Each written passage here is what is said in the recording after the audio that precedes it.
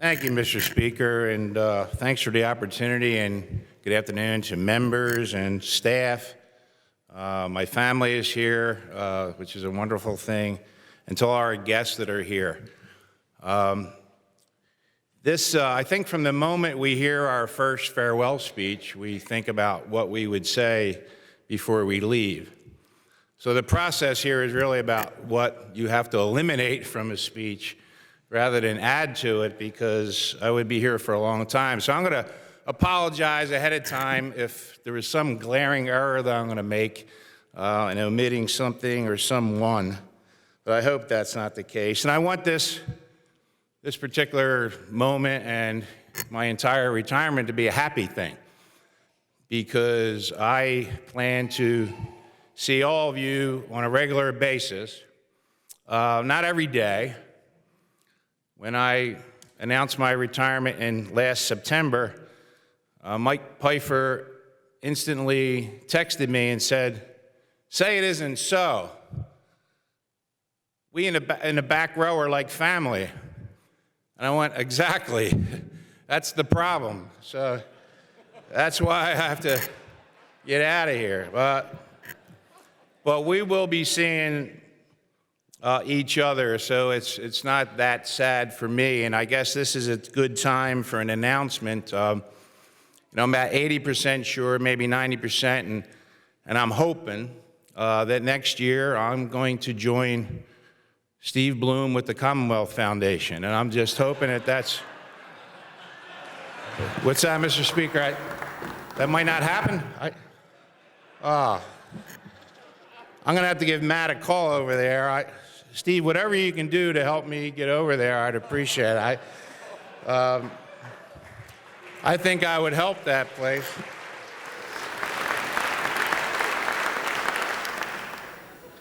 I'm sorry, I hate to have my dreams crushed, but I'm going to keep trying. But I would like to just offer some remarks. I served under 7 governors and many, many speakers, and so many members have come here and gone. But it was sort of an accident for me to be here. I started out with a mayor's race in 1983 in Philadelphia for John Egan, which I should say he's recovering from some illness, and I wish him well.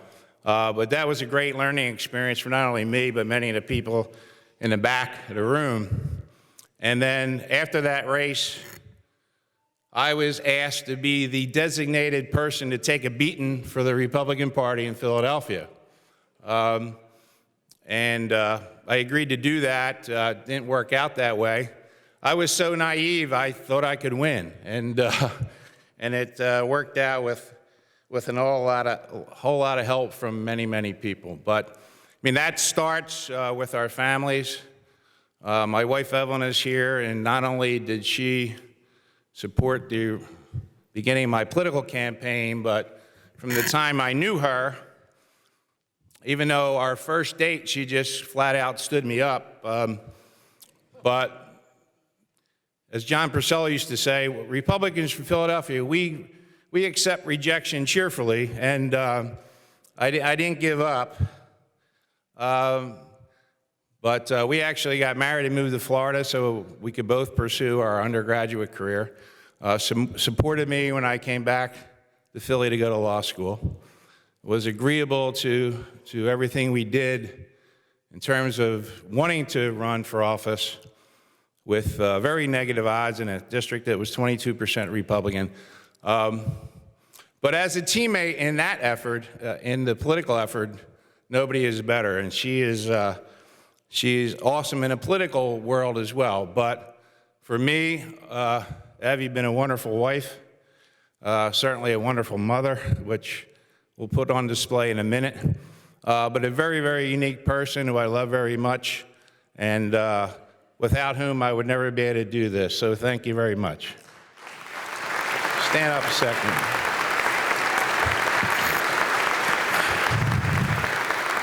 As many of you who are parents know, trying to get your kids together in one spot is often very difficult. And in my case, they came from some pretty far places here. So My oldest son, who was 2 years old when I started, who just flew in from the West Coast. He's a PhD in data science for this little company you may have heard of called Facebook. But my son, Sean, is here, so thank you, Sean. Stand up.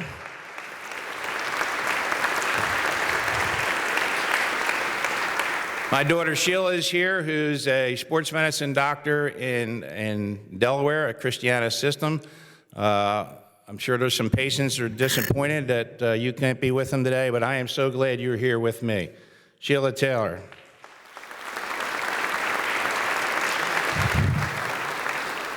My daughter Jill is here, who's also remarkable that you could get off. Jill is a new assistant district attorney in Philadelphia. Just was notified last week that she passed the bar of Pennsylvania, so congratulations to Jill. Her husband Todd is here, who is very successful in his own right as a money manager at Merrill Lynch. And that little guy is all our buddy. We dote over our children, but when the grandchildren come, the only question is, what's Nolan doing? So he's upset that Grandpa can't play with him right now. And my youngest son, Brian, is here, who is a graduate of Versailles College, is our football player, played rugby in Spain for a few years, but now works for a great company called Wodify. Brian Taylor. Thanks, Brian. And for me, to have people that I am so proud of be here today, it's very gratifying. Thank you very much. So I just want to mention that, and if it's probably true for a lot of members, but certainly if you're a Philadelphia member, you have two very distinct worlds. There's two jobs that you have simultaneously, and they don't always meet, and sometimes they hardly ever meet. And one is what you have to do in a district. And I think if you're a Philadelphia member, we're all like neighborhood ombudsmen who are required to do just about anything that comes along. And if I walked up and down the streets in my district and say, hey, guess what? Hey, I'm chairman of transportation. They're like, so what? So what? What are you going to do to solve this problem, this problem, this problem? And if you walked around with me, and by the way, I appreciate Steve Bloom being part of my joke, but he actually came down to my district and did walk around with me.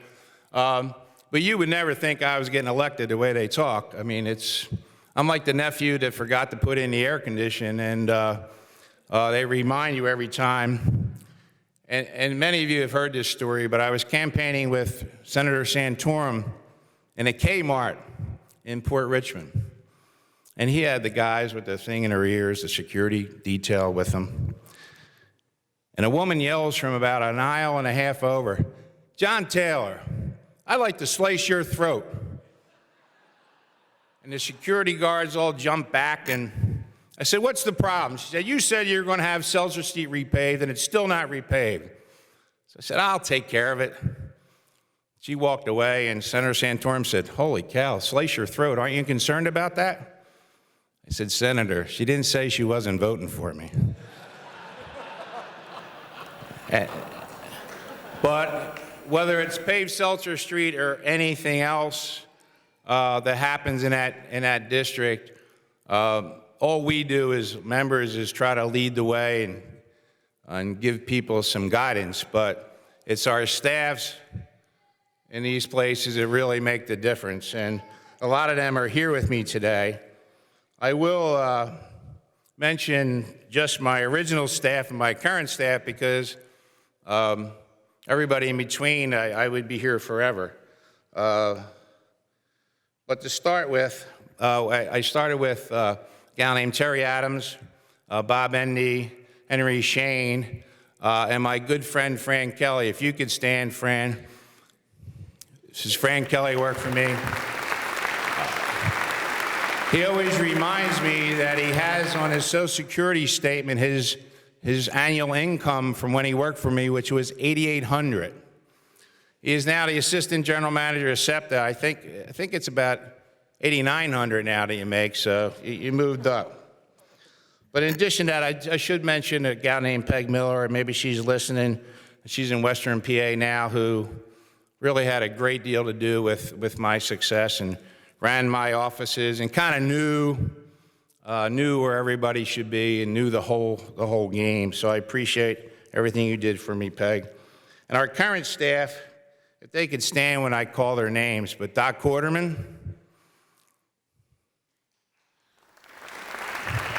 Jackie Luna, Nicole Manis is not here. She's working. Melissa Convey, Mia Highland, and Mark Colazzo is like an alumni. He's gone, so they all, as soon as they heard the announcement, they started to abandon ship. But if any of you need some employees, I'll tell you, you have some gems back there for the folks that are listening around the Commonwealth. I wish I could take them with me to the Commonwealth Foundation, but I don't know if that's possible.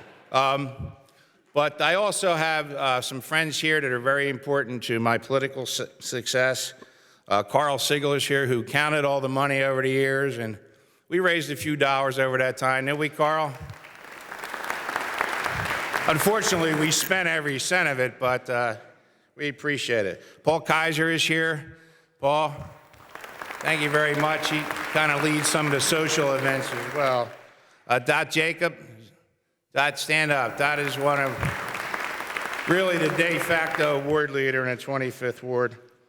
And also my buddy, who is one of my best friends, who really isn't in the game of politics on a daily basis, but was with me an awful lot of steps of the way, is John Hagan. John?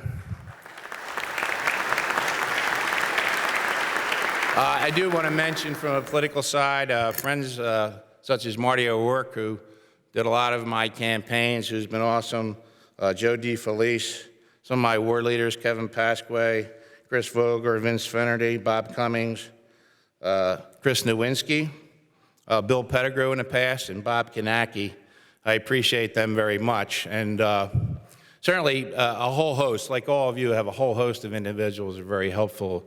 And my personal friend, Pat Dion, couldn't be here today.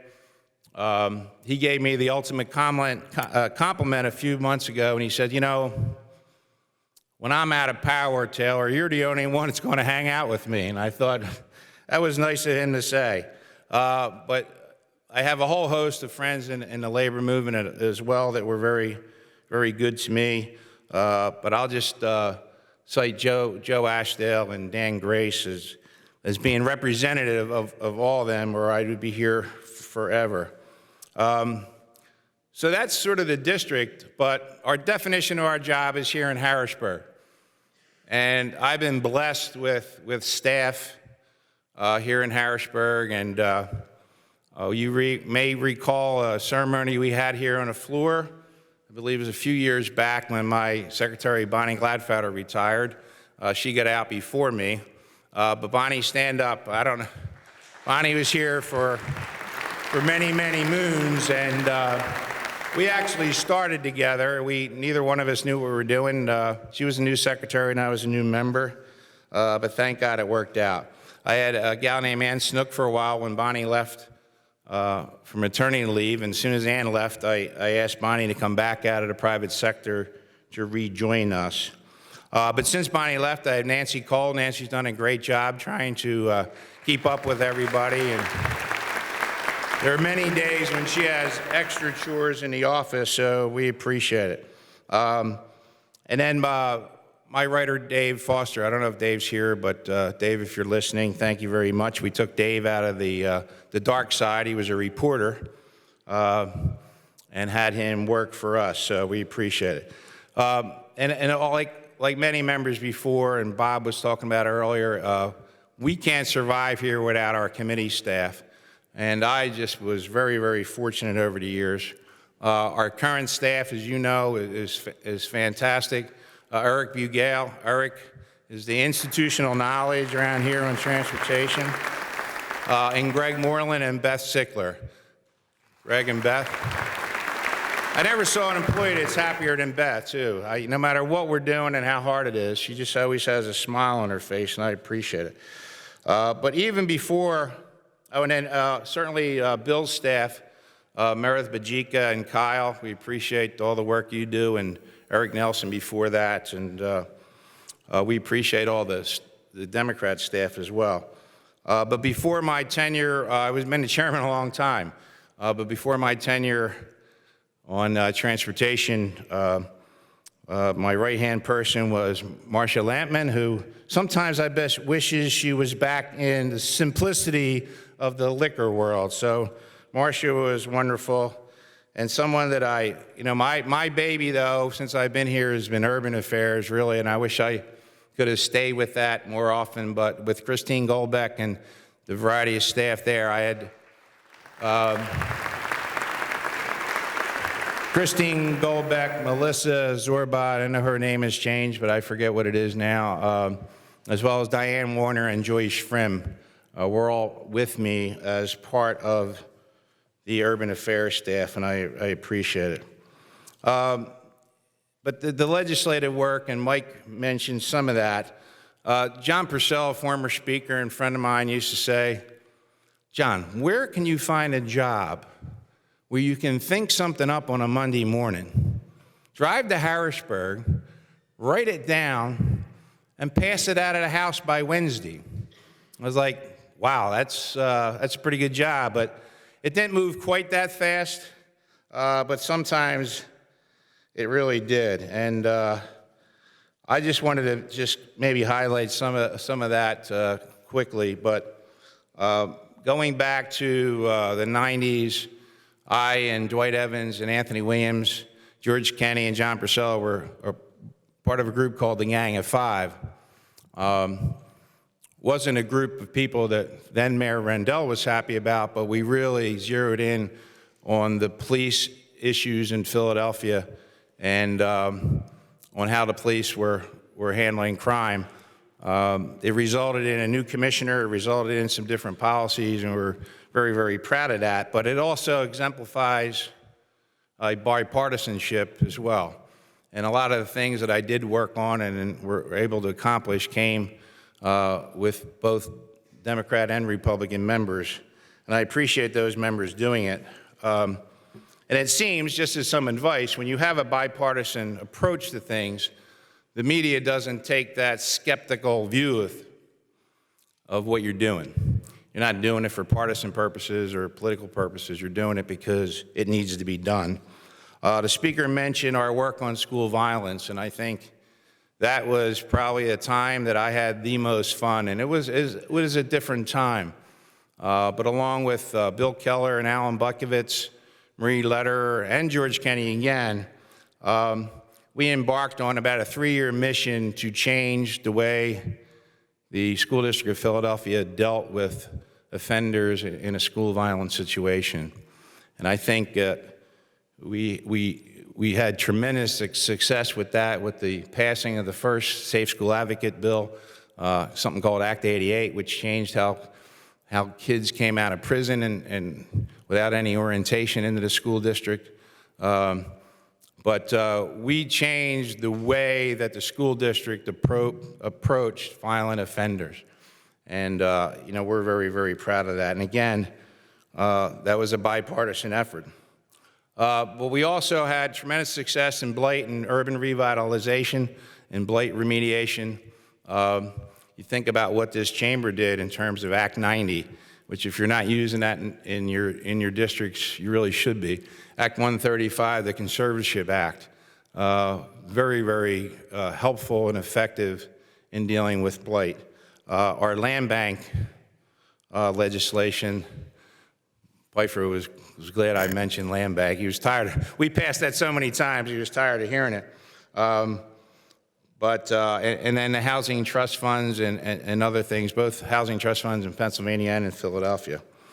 Something that many of you helped us with last term is legislation that created the first recovery school in Pennsylvania.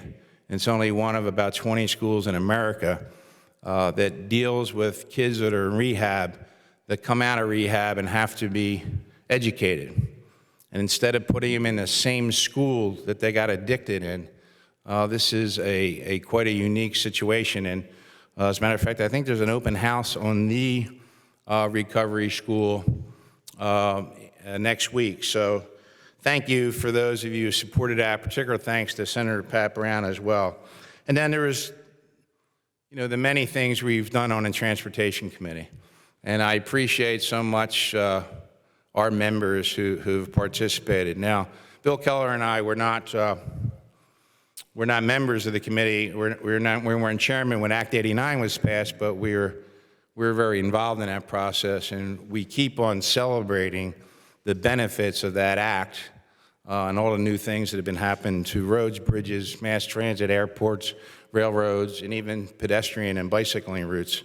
So that was a tremendous thing to work on. And then all the initiatives we have in safety across the last 4 years. Not all of them got to the finish line, but many of you were very helpful with a bill that the governor's about to sign to make work zone safety and Roosevelt Boulevard safer. So I appreciate that very much. And to all the members of our committee, thank you very much. I'd just like to leave you maybe with three pieces. I don't want to call it advice, but three items to think about. And one of them I'm very passionate about. And I would say to you, stand up for yourselves. The media and the public would love to minimize the importance of what you do. They love to minimize the hard work that you put into it. And even if you were a member here to criticize the body before you got here, you have to admit that this is a hard job. And it's not a job, it's a lifestyle. So in the event that,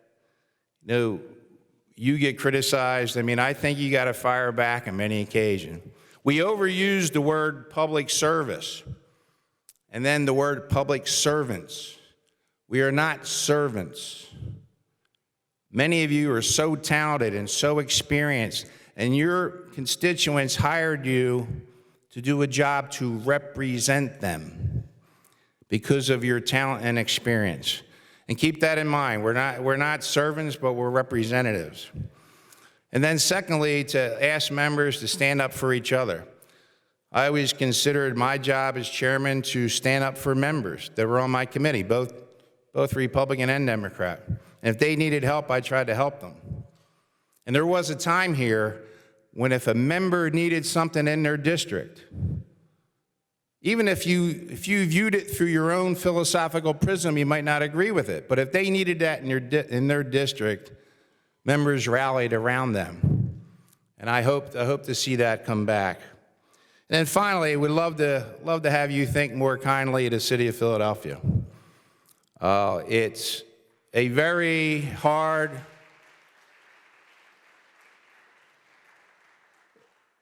it's a wonderful but complicated place, and it's very hard to generalize about the city and form opinions based on generalization. It's not accurate, so, please dig into some of that and try to figure out what is going on there. It's not as simple as you think. And we'd love you to come here. We'd love you to come to Philadelphia. We'd love you to come to our world-class institutions, whether it be healthcare or education institutions, which many of you do, our world-class historical sites, our cultural institutions, our restaurants. And then there's the sports. After all, we are America's football team right now.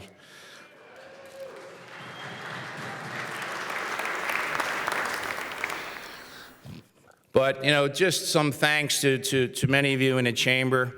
My wife and I kid around and talk all the time about how much money we would have if we didn't have the tuition that we paid. Not that my kids didn't take advantage of it, but we kid around about that. But I think what I say to my wife, and I think she agrees, we are rich. We're rich in family and we're rich in friends, and many of you are a part of that and have been. And I just want to thank some folks quickly. Certainly the members that I deal with on the Philadelphia side and our delegation, they're a wonderful group. of smart, dedicated folks. I wish I could thank each and every one of them individually. But I've enjoyed working with them, and I wish them the best of luck in the future. And then I used to be a delegation of one. It was easy to have meetings. It was easy to make decisions. I didn't have to consult with anybody. But one of the highlights of my career was seeing Martina White elected to this body. And I can't wait to see what she does and watch her career. And Martina, your staff, when you come in on Monday, they're going to say, Martina, that guy's here again, hanging out in your office. So we'll be around to see how you do. I like to just thank some of my former chairmen that I worked with. I've been blessed and really having very few major controversies. Even when we did, right, Paulie, we got through it. But starting with Tom Petrone, who was my friend, and we miss him, but he was great to work with. And in Tom's case, he was in the majority, I was in the majority, and then he was in the majority. So it pays off when you end up in a minority on how you treat your fellow chairman when you're in a majority. And we're able to run that committee pretty smoothly. But I did mention Paul Goss and I were both chairmen during the major liquor debates. We had actually some good times in that. The major vote, we had a committee, and they were desperately trying to get me to come off the floor, which I'm always curious about, Paulie, as to why that was, when the speaker is demanding that we end the meeting. And I would just tell Marcia, I said, tell them we have the votes. I'm not leaving here till this is over. And then as soon as we got the vote, I said, oh, we have to go to the floor right away. You're like, wait a minute. What about my friend Harry Reedshaw? He has a bill coming up. I said, Harry's getting paid already. He's not going anywhere. He's getting paid. But also Dante Santoni, who is just on the floor. But really, I can't say enough good things about my friend Bill Keller. Bill, I'm not going to miss you much. We're about the same handicap in golf, so we're still going to play golf. But Bill and his staff were a pleasure to work with. If we had a dispute, we worked it out. If members had a problem, we try to fix it beforehand.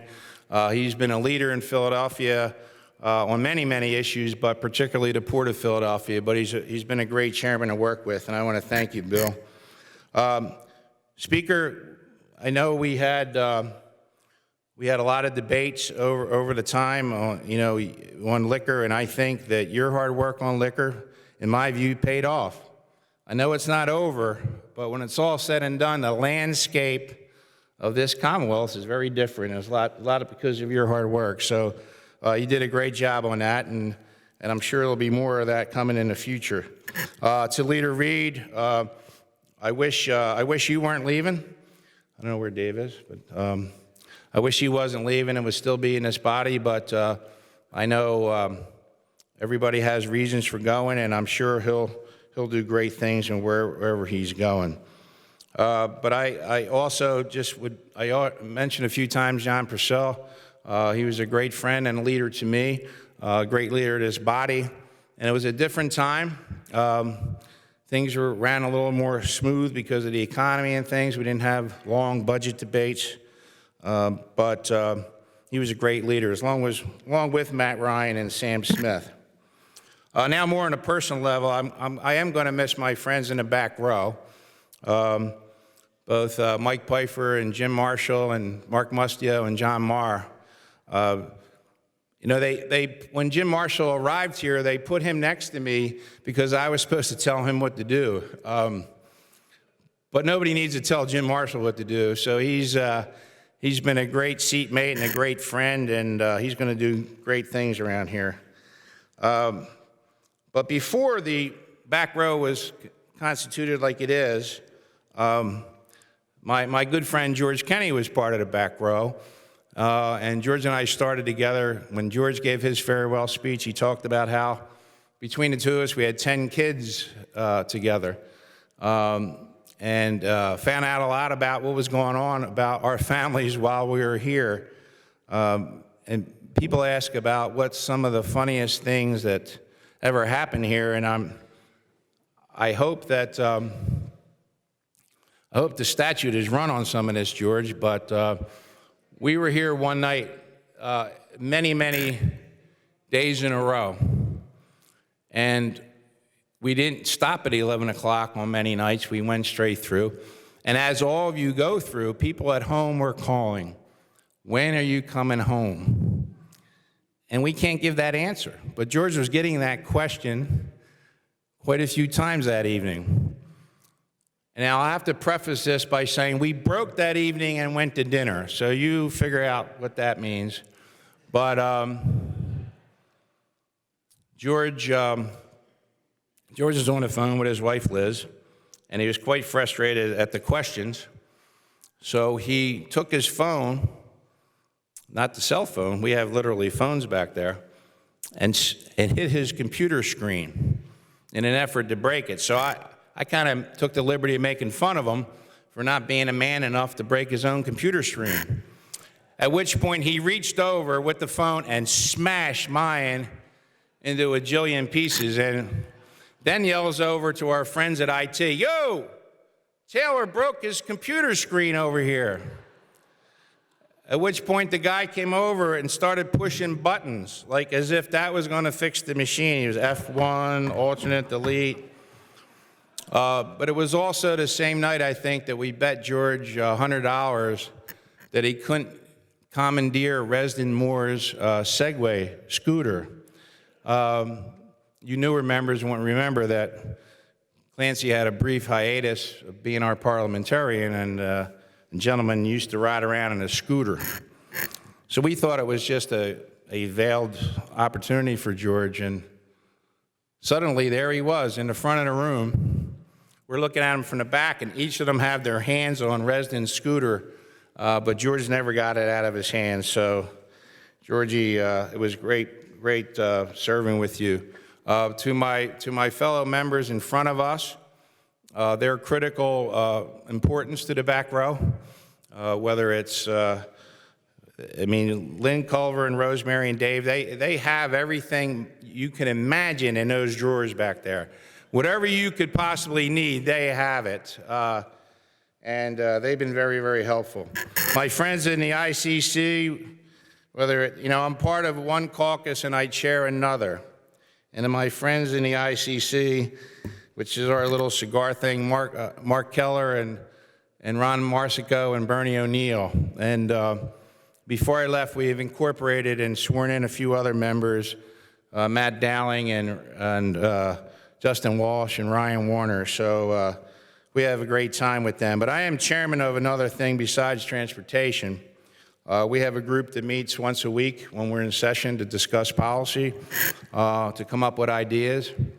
And it's one of the few caucuses here that actually produced some artwork. And it was commissioned by Hal English.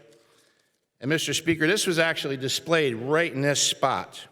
You weren't here, but to my friends, it might recall what this means. So out of all the presents, I don't need any more plaques or anything, but I would like this one framed for our friends.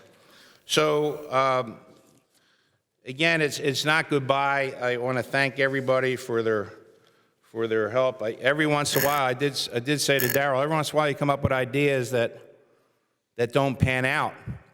And my family and I were at a wedding back in September, and before the meal, they all held hands. They asked us to hold hands before the meal. And I thought, wouldn't that be nice if we held hands before we prayed every day? And I thought, that's not going to work. But I did ask Darrell about that. He said he didn't think that was an idea that would work. But my family and I frequent a place called Anna Maria Island in Florida. We get there as often as we can due to the generosity of my oldest son. And it's also a place where ex-legislators gather. My friend Scott Boyd is there, who was here a few weeks ago, as well as Judge Craig Daly. So we see them often, but we try to get there as often as we can. particularly around holidays. And this is one of the first times in a while. Well, we were at a wedding last month that we were all together. But we do get to Florida. And I want to just express to all of you that if any of you are in the area of Anna Maria Island, and if you need anything, if you need information, you need a drink, you need a meal, you need a place to stay, and my wife agrees with this, if that happens and you're there, please call Craig Daly at 610-453-5100 or Scott Boyd, 717-414-3000. So I'm sure it'll take care of you. Thank you. Thank you, Mr. Speaker.